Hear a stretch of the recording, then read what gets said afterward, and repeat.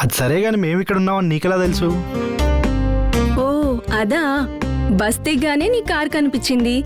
Okay. So వాళ్ళని వీళ్ళని అడుగుతూ వచ్చేసా. ఉన్న ప్రాబ్లం సరిపోవనట్టు ఇప్పుడు నీ ఎంట్రీ ఒకటా? దొంగ మొహం దిగ్గుద్దేసింది. ప్రియా, ఆ, నా మాట విని వెళ్ళిపో. నీకోసం అంత దూరం నుంచి కష్టపడి వస్తే వెళ్ళిపోమంటావా?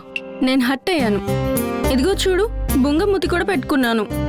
ఓర్ దేవుడా. సరే, నేను జర్నీ చేసి చాలా టైర్డ్ అయిపోయాను. ఫ్రెష్ అయి వస్తా. నాకు ఊరంతా చూపియాలి. ప్రియా, నా మాట వినవే.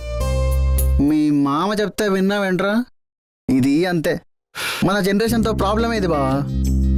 దెబ్బ తగులుతోందిరా అంటే తగిలాగా చూసుకుందాంలే, మూసుకుని పని చూసుకో అంటాడు. అంతే. ఏడ్చావులే, ఇప్పుడు దాన్ని బయటికి తీసుకెళ్ళిపోతే టాప్ ల్యాబ్ వేస్తుంది.